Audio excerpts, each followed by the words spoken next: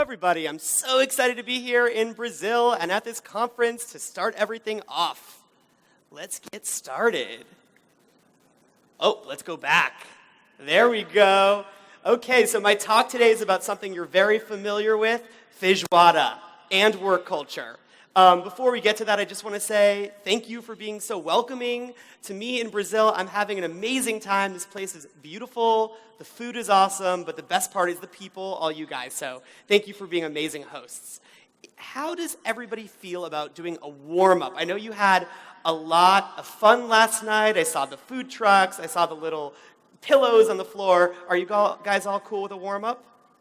Awesome. So I have a couple of models over here, other speakers, Cynthia and Rob. They're going to model for us, and we're going to do a little warm-up exercise. So this is what we're going to do. I think we're probably going to break some kind of world record by doing this in this setting. I'm going to ask you to remain silent throughout this exercise. Thumbs up if you agree to that. Awesome. Okay, if you can, stand up. Rock on. Now, find one partner next to you and give them a high five. Great. Okay, there you go. Good job, models. Okay, so I'm going to yell out two words, which are pairs of things, and without talking, one in the pair should act as one of the things, and the other in the pair should act as the other one of those things. So the models are going to show initially how this works, and we're going to start off with fork and knife. Fork and knife. Very good. Okay, now all of you try this out. Fork and knife. Killing it. Awesome. Okay, we're going to continue on. Ready for more? Dog and cat. Dog and cat. No talking.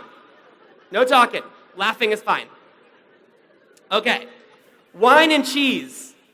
Wine and cheese. You guys are just killing it. Brazil's the best. Okay. Bee and flower. Bee and flower. I really want to see these flowers. Oh, these bees. Active bees here in Floripa. Okay. Hammer and nail. Hammer and nail. Oh, yeah. Oh, yeah. You guys are just amazing. Sun and moon. Sun and moon. Wow. Okay. And the last and my favorite one, I'm going to do it with you. Sprinkler and lawn. Awesome. You guys killed it. Give yourselves a round of applause. Thank you, models. Awesome. So now we're going to get back to business. Or was that business? Let's get to that. So I'm going to tell you first about my career story, which is a little bit different than probably many of yours. I started off as a lawyer. I worked as a lawyer, and I just found it to be a little bit negative and a little bit boring. I just didn't really want to go to work every day when I was a lawyer. So I kind of reverted to a passion, which was, of course, higher education and working at a university. And I worked as a fundraiser for UC Berkeley and for University of California, San Francisco. And I found it to be very motivating to work for a university. I was making good things happen in the world. However, I was in Silicon Valley. I was in San Francisco, and I had all these friends working for these really cool Silicon Valley companies, and I wanted to see what it was like inside those companies. I was just really, really curious. I started using design thinking to innovate a lot of my programs, and I said, you know what, I'm just going to bite the bullet, I'm going to jump in and move over to Silicon Valley. So I joined this place called Cooper, and I now lead up marketing, I do service design, I help them with their university projects, and I get to oversee their culture. And I really have gotten to know what makes Silicon Valley companies tick, and that's what I'm going to share with you today. A little more about Cooper in case it's new to you. Cooper is a design and strategy consulting firm. We also have a training arm. We are the North American arm of Design It, which is a strategic design firm on 4 continents. And our whole goal as Cooper is to transform organizations to make them more innovative and make them more impactful. So let me share a little bit about how my old world felt compared to my new world. My old world was like this. I worked in this old house. I had a big office with a big door, and it was very private. I had nice furniture. It was really cool. I went to my interview at Cooper, and it looked like that. And I was like, whoa, those people are cool. But Alan Cooper is sitting out there without an office. What's going on? It was very confusing for me. My old office, we looked really good. We dressed in nice clothes. We had ties. The women wore stockings. Everything was more formal, more conservative. Somebody once got sent home on a Thursday at my old office for wearing jeans. Then I got to Cooper, and everybody wears jeans all the time and T-shirts. It was, again, startling for me. I was shocked. What's going on? When there were events outside of work at UCSF, it would always involve a celebrity and champagne. It was always some kind of gala, very fancy. That's me with Christy Yamaguchi. Things were fun.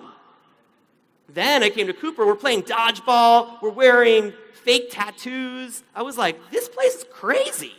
So let me tell you what this talk is about. This talk is about creating a culture conducive to innovation. And it's about more than those initial impressions.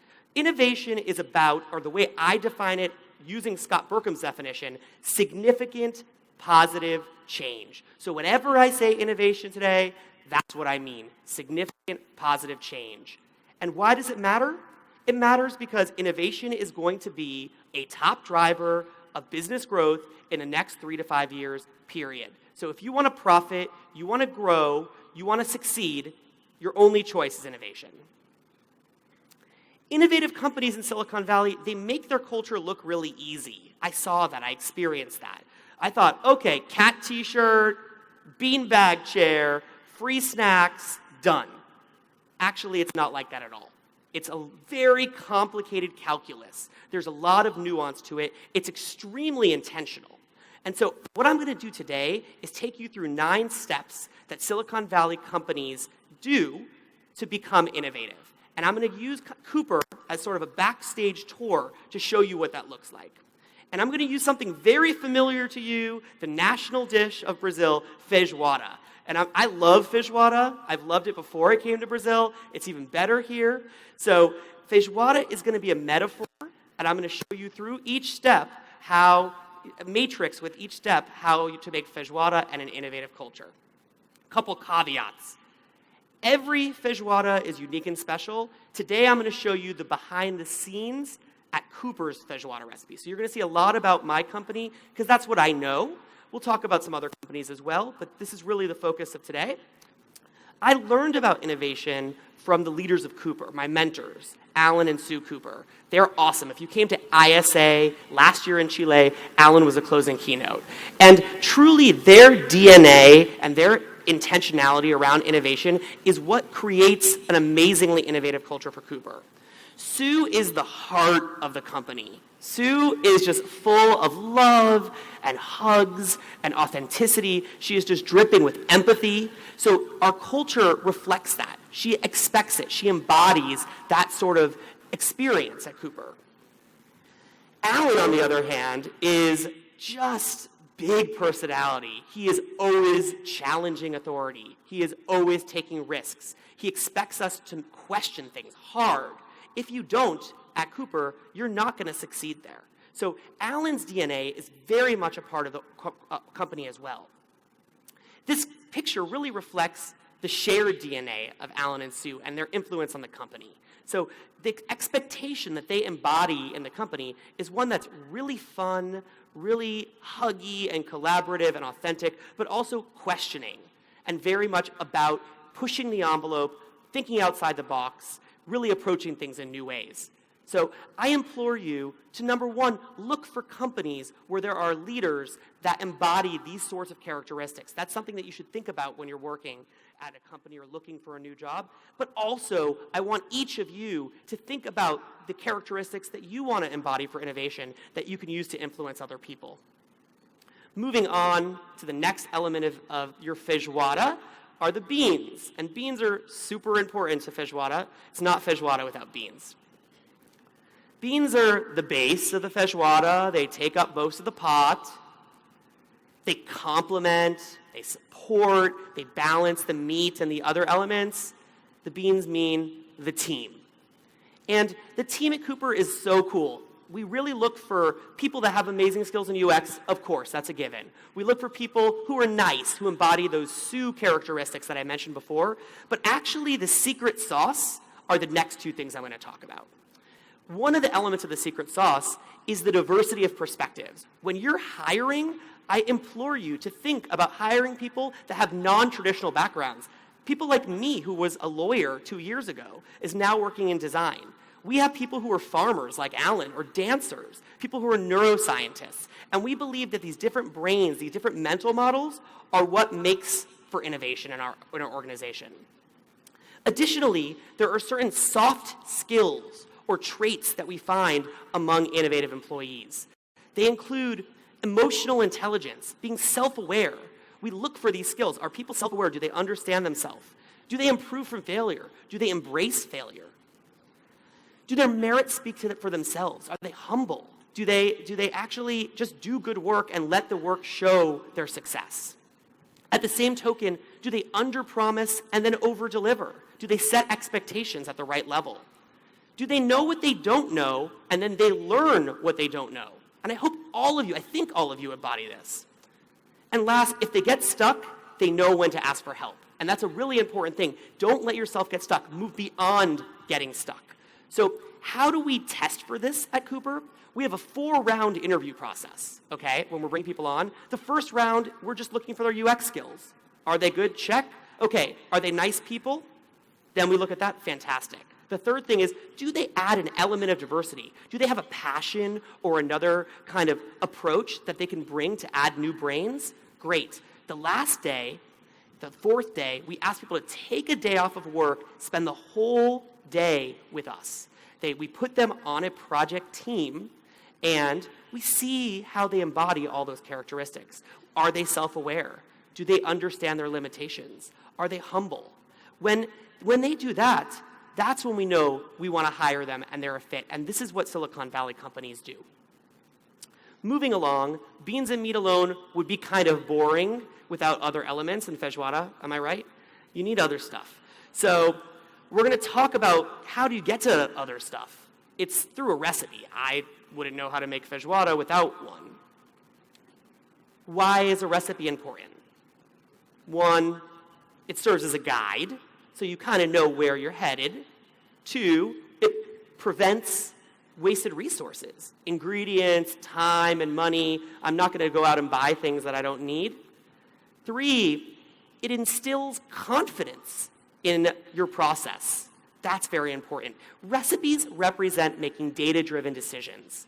And as designers, we can often be very qualitative, and qualitative data is fantastic, but I implore you to also think about quantitative data when you make decisions about your company. Why make data-driven decisions? 2 reasons. 1, it's everywhere. It's at our fingertips. It's available to us. It's silly not to. 2, performance. Companies that are data-driven perform better on every objective measure. So if you want to perform well, you got to make data-driven decisions. I'm going to tell you a story about a Cooperista. We call ourselves Cooperistas, by the way. His name is Ross, and he's a recent college graduate. He was an engineering major, so he has that left-brained mind. And we hired him to do marketing for our education arm. So we teach these public classes, we need to fill the classes, and we market it through largely social media. So Ross asked me for a huge budget to do Twitter ads. We'd never really done Twitter ads before. So instead of saying no, we don't say no at Cooper, we say yes and. Instead of saying no, I said, hey, why don't we do a little test? I'm going to give you a couple $100, and I want you to test things out.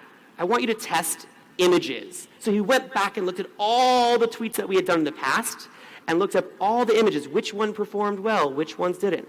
I asked him to test words, which words performed well and which didn't. From this work, he started to do all these tests. He optimized the language, the pictures, and he showed results. With the same amount of spend, some of the optimized ads were getting 2,200 impressions, while the non-optimized ads, like the ones we had been doing, were getting 173. So that actually gave us confidence. It allowed us to invest significantly more in Twitter ads, which truly, it sounds silly, changed the face of our business. Actually, it increased our class sizes significantly. The results were amazing. 7 times the average engagement on Twitter from doing this. 50% reduction on cost per click.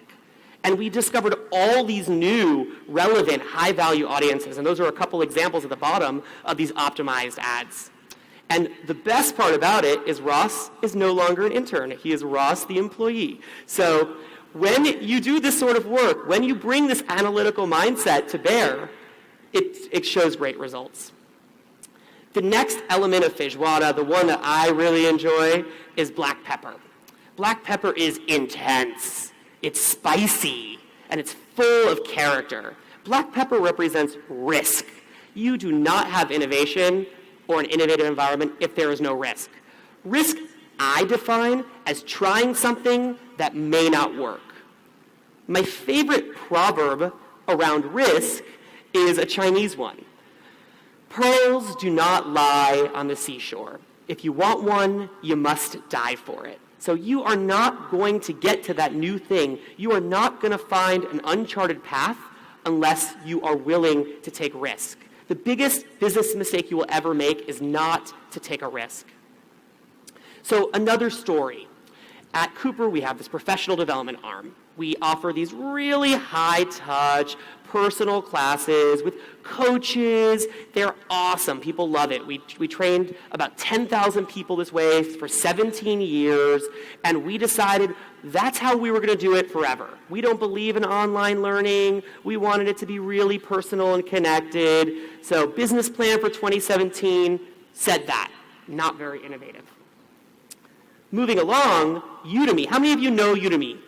Yeah, oh yeah, okay, good. So Udemy is an online purveyor of courses. And they approached us and they said, hey, Cooper, we like your classes, we like your methodology, we would like to offer a class in conjunction with you that we'll curate. It's going to take a lot of time, a lot of effort. And we were just perplexed. We said, wait, it's not in our business plan, but this is a really special opportunity. Should we do this? Should we go in this new direction? So this is what we did to decide. We said, team that's implicated, come together.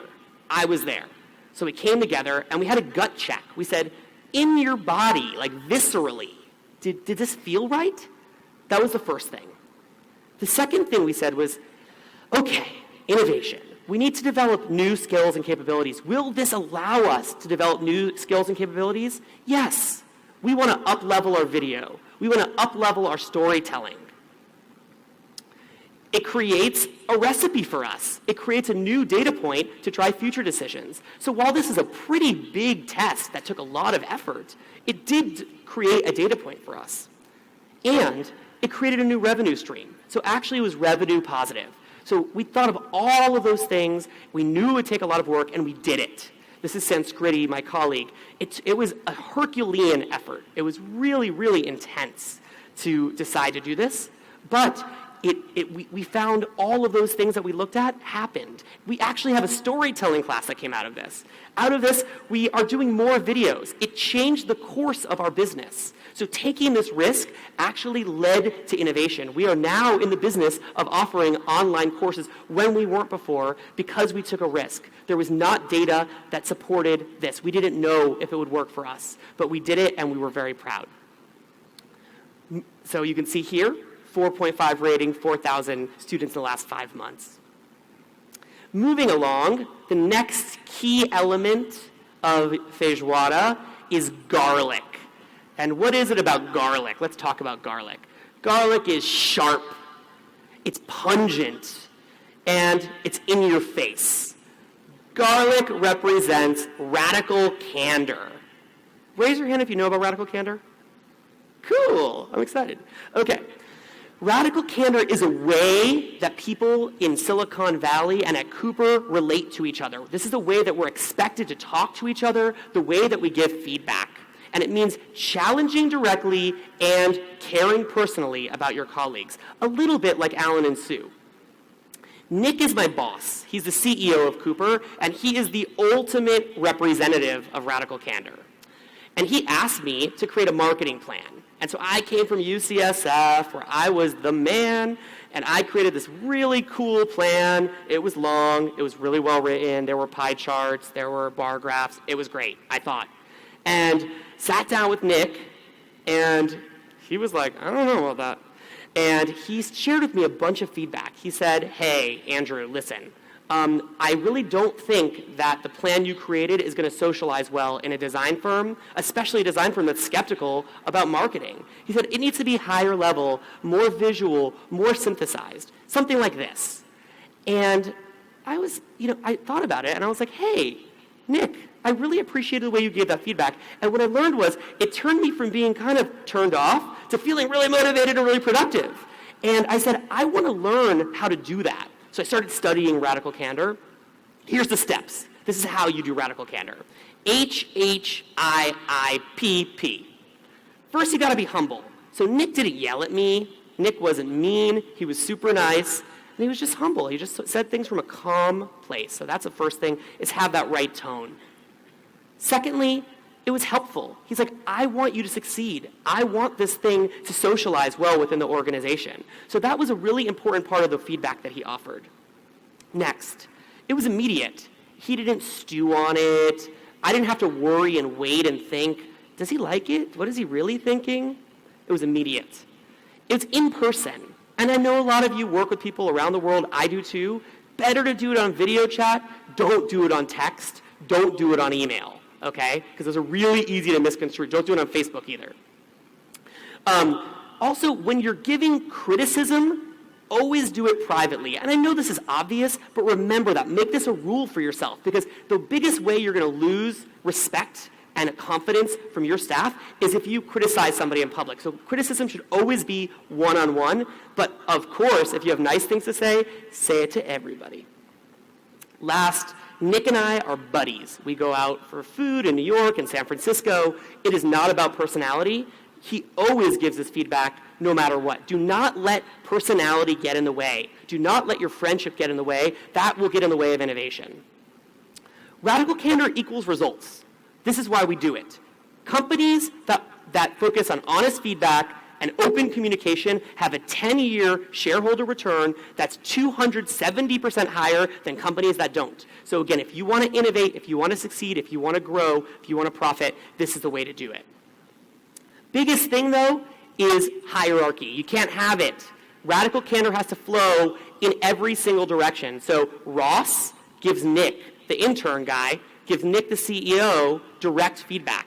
You know why he can do it? It's because he does it out of a place of respect. He does it because he wants Nick to be successful. He wants the company to be successful. And Nick doesn't think Ross is doing a good job unless he gives him that kind of feedback. So there's an expectation within Silicon Valley, within Cooper, to give feedback in this way. Moving along, the next element of Feijoada, bay leaves.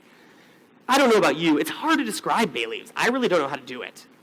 Bay leaves are mysterious to me. They're kind of complex. They're multifaceted. There's, you break them, you smell them. They're kind of unique. To me, they represent learning.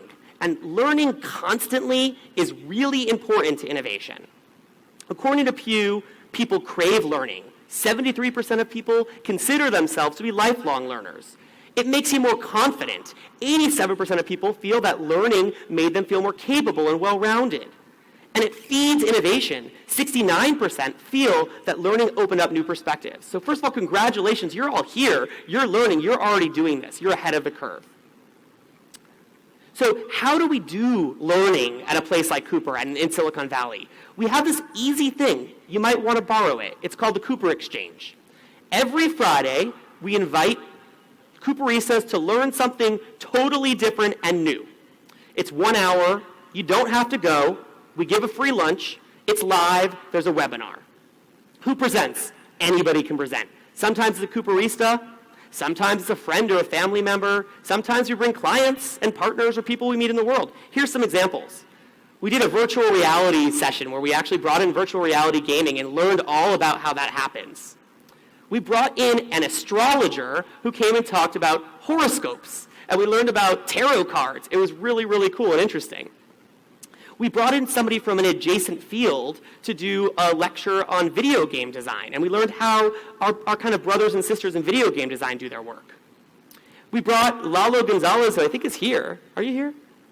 I met him at last year's ISA. He came by San Francisco and he taught us about his amazing nonprofit, which helps women to learn how to code and do UX around South America. We brought in an animator. I mean, the list goes on. We have cryptocurrency. I mean, we're learning something new every week. And how does it spark innovation? It keeps people engaged. It keeps people engaged in the company. It makes them excited to be there. It exposes them to fresh, new perspectives. It gives people new ways of thinking, but more importantly, it actually inspires our work product all the time. Every week we're learning something new, and actually we apply it at work. I'll tell you a story of how we do that. Shannon is a director of UX at Cooper, and she was working on a project that required a lifetime journey map, and she was super intimidated by it. She was thinking, I've done, journey maps for experiences lasting a minute or an hour, maybe a week, but a lifetime, how the heck am I going to do that? So we had a Cooper exchange that was about board game design, and the presenter was talking about Monopoly, the game of life, and Shannon had this huge spark of inspiration. She said, I'm going to create a lifetime journey map, which I've never done before, based on the game of life. So she went home, kind of like me in an animation, typing, designing, and she created this amazing journey map, which actually landed so well. The story landed well, the format landed well, and we've actually landed a bunch of projects requiring lifetime journey maps as a result of that random Cooper exchange on board game design. So this actually translates to results. Number 7, orange slices. I mean, orange slices are awesome because they're sweet and juicy and zesty and full of color. They represent fun. And you gotta have fun. There is not gonna be innovation in your company if you're not having fun. So Jack Welch, he's the meat, formerly, of GE, says that fun has to be a big element in your business strategy. Business is ideas and fun and excitement and celebrations. Take a picture of this, show it to your boss. You gotta do fun. You are not going to have innovation in your companies if you don't do fun. I'm going to show you a video. Every year at Cooper, we take 2 days, fly everybody from around the country to just spend time together and have fun. The company invests in 2 days of fun. We don't talk about anything heavy. We just play games. I'm going to show you this video so you can get a taste of it. I think people are really afraid to play. And I think, people are afraid to just mess up. We don't stop playing because we grow old. We grow old because we stop playing. Getting everybody in a group and having them stand up and move their bodies. Just moving is something that you don't do in a boardroom. These days we know that in our work we want to be innovative, we want to be courageous, we want to collaborate and be curious in what we do and not be free. Instead, celebrate them and push through. And play is an incredible way to flex those muscles and actually get us in that state that's going to make us more productive. It's going to make us closer to the ones we love and the ones we work with, too. Today we played icebreakers, name games. Throwing a whoosh one direction and then the other direction, and then it sort of builds on that. It was cool to see one minor gesture just really evolve and take on something completely different. We're playing games, the kind of games where you learn stuff about other people and about yourself. Today we did a collaborative art project where we all carved out stamps and put them all together in one big, beautiful mural. We are doing little sketches of turtles into a rubber block. Today we took a beautiful walk across this land. So we actually walked around the farm, collected flowers and branches, and we made beautiful bouquets. Today we played, connected, and got to know each other better. We're having fun. That's really what it is. Just spending some time getting away from work, having fun, and just exploring, spending time together. I don't know, it's kind of like hitting the refresh button. Like when you power off a computer and turn it back on, kind of refreshes or re-energizes you. It totally normalized risk. If all of us are doing something silly together, it's a lot more fun and easy than if one person is kind of going outside of their comfort zone. It starts with trusting yourself and getting along with each other. And so this is vital stuff. Yeah, we were normalizing risk and just having a good time, and I think, we needed that. There we go. So yeah, we don't get to do 2 days of fun all the time, and it's going to be hard to convince your supervisors maybe to do that right away. But there's ways to bake in fun every single day. So this is the finance manager and I. We go out for bubble tea like 3 days a week for 15 minutes, and it's such an amazing way for us to press the reset button, feel refreshed, feel connected, and actually go back to work with a new perspective.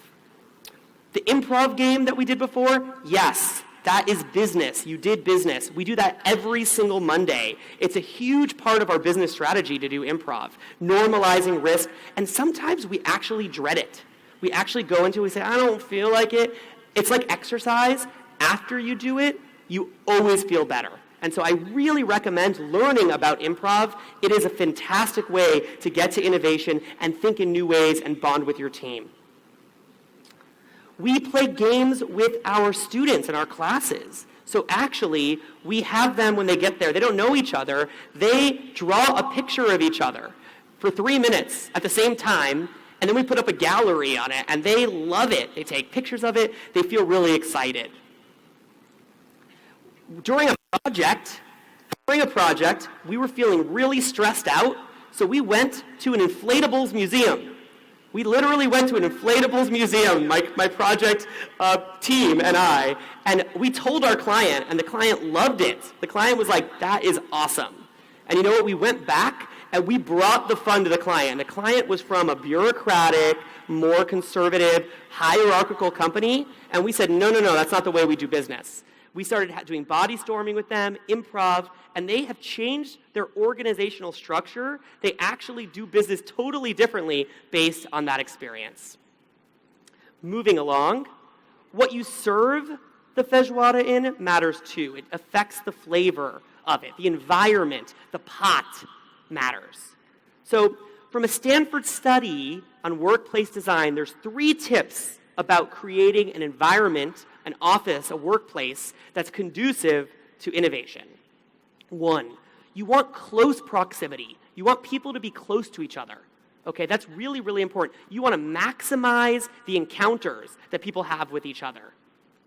2, everybody works differently. Some of you are introverts, some of you are extroverts, some of you need quiet, some of you like loud. This is where the bean bags come into play. That's why there's bean bags. You need different kinds of spaces that conjure up different types of thoughts. It's very important to have some private offices, a lot of open space, but you need people to be crossing paths like the first point. Number 3, personalization is super duper important. Organizations should encourage employees to bring their stuff to the office, to bring their artifacts, their physical features, things that are meaningful for them. That's going to increase people's engagement and conjure up different ways of thinking. Here's a tour of the Cooper office, some of the ways that we do it. We have a big chalkboard. Every week, we put up a prompt. Sometimes it's a super silly prompt, like, what's your favorite condiment? Sometimes you say, what's your favorite book? Sometimes it's a design question.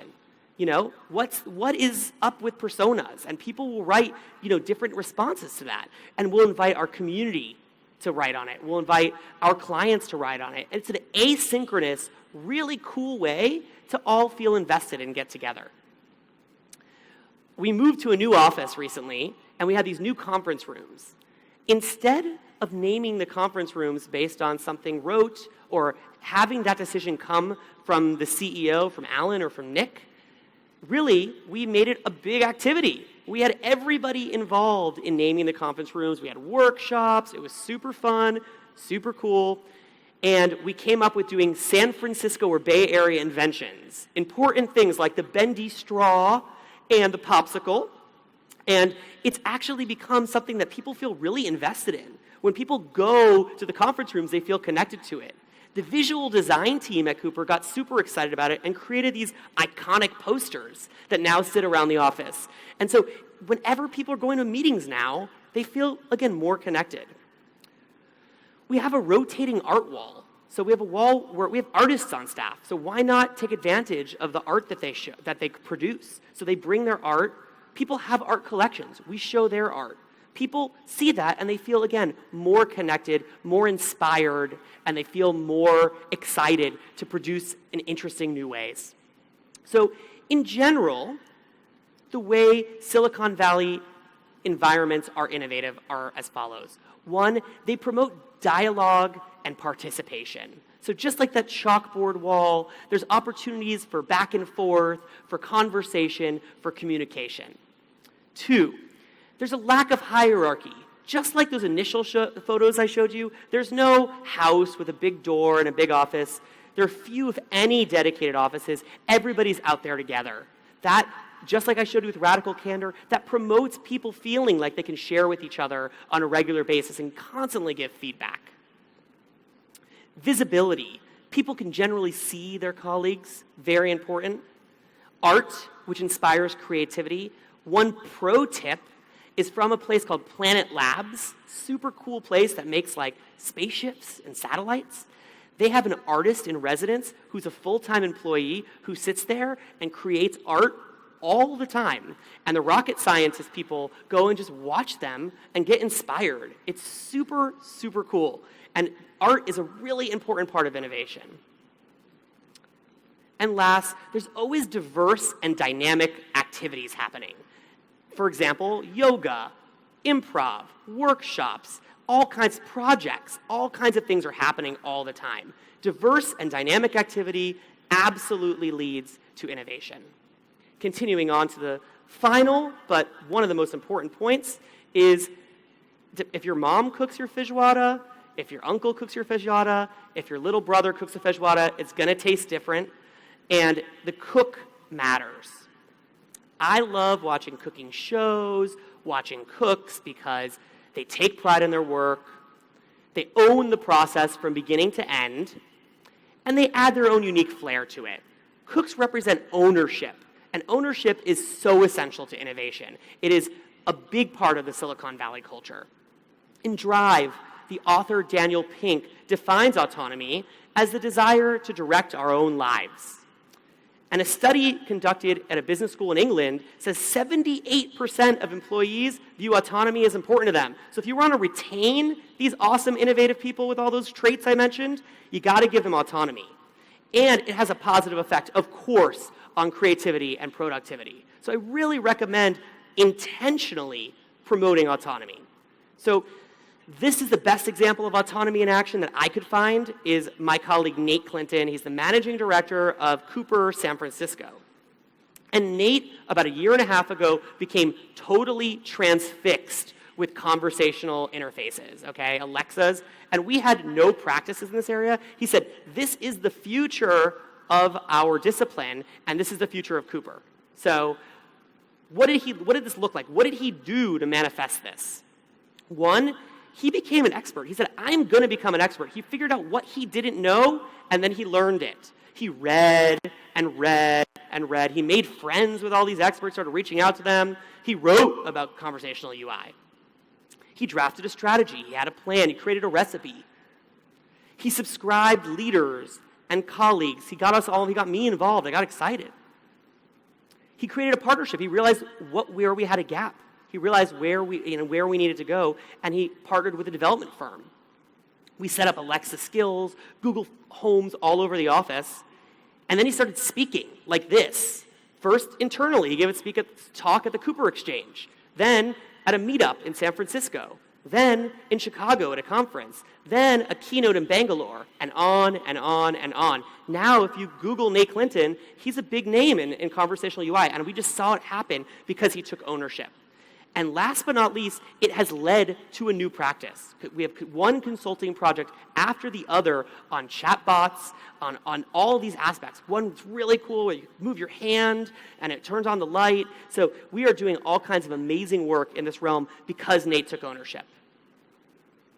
And Cooper encouraged all of this. So Nate was encouraged by Nick. He was encouraged by Alan. It is not part of his job description to start a new practice, but he actually said, you know what, I want to do this, and this was embraced. And this has changed the face of our business. Remember, this is about innovation. This actually changed our business. We have a new business strategy because of this ownership. So how does ownership exactly lead to innovation? 3 things. 1, it's a motivator. If you own something, if you own your house, you're going to take better care of it. If you own something, you are going to work harder, you're going to work better, you're going to put your heart and soul into it. Ownership leads to customization. If you own something, you're going to really customize it. It's going to have your own personality. It's not going to feel just standard. That, again, leads to innovation.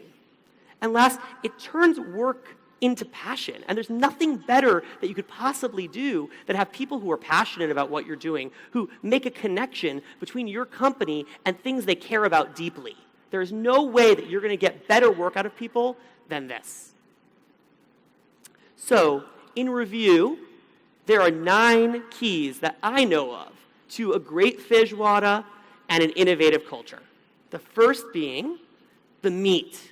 You need to have leadership at the organization who buys into it, and you all need to be those leaders who buy into it as well, okay? So you need to embody those traits, and you need to be open to all the things we talk about after this.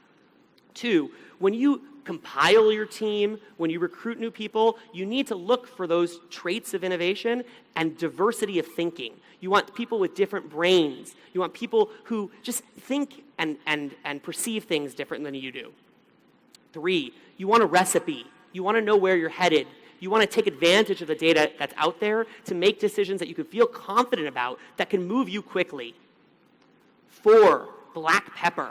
You need to take a risk. You have to be open to failure because there is no way that you are going to go down an uncharted path unless you do. 5, garlic.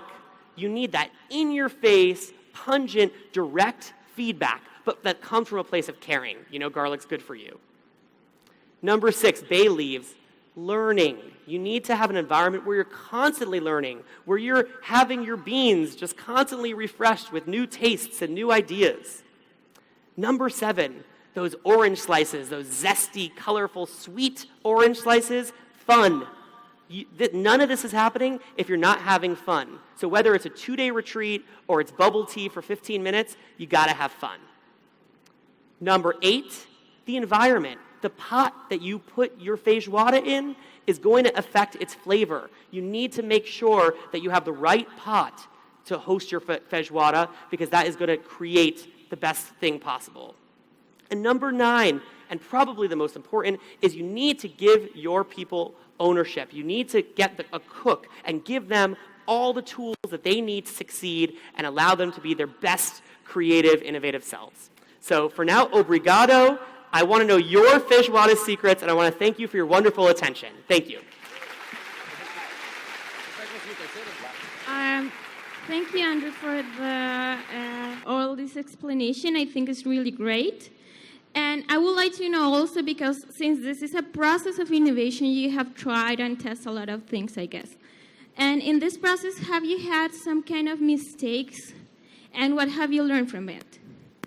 No, we've definitely made mistakes, and we always learn from them, which is why we try to test, in general, as much as we can. We try to really, I think design is largely about planning. We try to zoom out from things as much as possible and anticipate what are the things that could potentially happen when we take risks within the business. So we spend a lot of time backing up, zooming out, thinking about, essentially, mistakes that could, or things that could happen. But we also, again, try to limit exposure, limit risk through testing. So we for example, try to strategy. I work in business development through LinkedIn, essentially. And so we started doing outreach through LinkedIn. Instead of spending a lot of finances on ads for LinkedIn and putting a lot of time into it, we tested with a really small sliver, and we found that it didn't work. So we actually switched the strategy and moved on to a new one. So we always try to test things out, extract them into small bunches, and then move forward and iterate the strategy and build off of it from there. Thank you. Próxima pergunta, rapidinho, que a gente está meio atrasadinho, então quanto melhor. Não vai dar para fazer todas as perguntas, estou vendo muitas mãos levantadas. Hi, Andrew. Hi. Thanks for that nice talk. Regards from a design new colleague.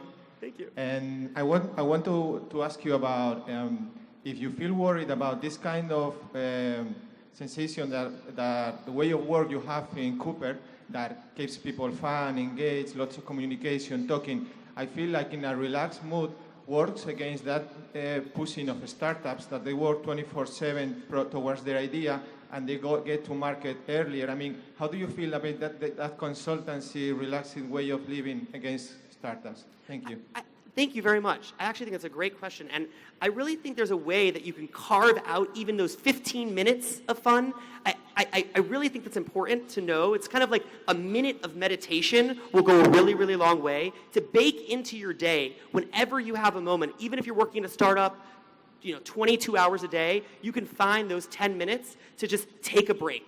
Because if you don't take a break, it's going to be very, very hard for you to anticipate risks. It's going to be hard for you to think in creative new ways. So I think it's very important to really bake into your regimen, even if it's just for a few minutes a day, a focus on creativity and fun and just, and if it's, maybe it's on public transportation, maybe it's when you're taking a shower in the morning, whatever it is, you have to be intentional about creating that fun, or I think it'll be very hard to get to creativity. I think it'll be very hard to create a product or service that's fun if you're not having fun yourself.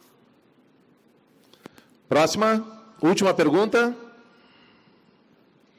Oi. Hi. Muito obrigada pela sua palestra. Obrigada pelo carinho com a metáfora em relação à feijoada, que ficou bem interessante. E a minha pergunta é relacionada a como que você se sente com a velocidade da mudança que aconteceu na tua vida, Mi. Quero dizer, 2 anos atrás você não trabalhava com isso, hoje você trabalha. E como que você lida com a velocidade das informações, a relação com os seus colegas, como que as pessoas te veem, e como que você lida com as conexões e as entregas rápidas que você tem que fornecer, não só pela velocidade, mas pela quantidade de coisas. Quais os conselhos que você nos dá? Obrigada. Yeah, thank you so much. It's a great question, and I could say that honestly, my old jobs were essentially design. My old jobs were design. So basically, when I worked at UCSF, I was designing programs, events, communications. So actually, it was amazing how transferable the experiences I had were to my current context. And it was actually really empowering to learn how to overlay those experiences with research and ideation. It was actually, I was doing a lot of the output of design without the process, so it was actually a huge relief for me to learn a way of doing it, a process and a method. But I really appreciate what you had to say. I think we all have design in us, so whatever background we bring to it is helpful. And again, I think having those diverse backgrounds is super important to what we accomplish and what we do. So we actually look for people like me who don't have traditional backgrounds, and it works out every single time. Thank you. Thank you very much, Andrew. Uma salva de palmas para Andrew Kaufteil.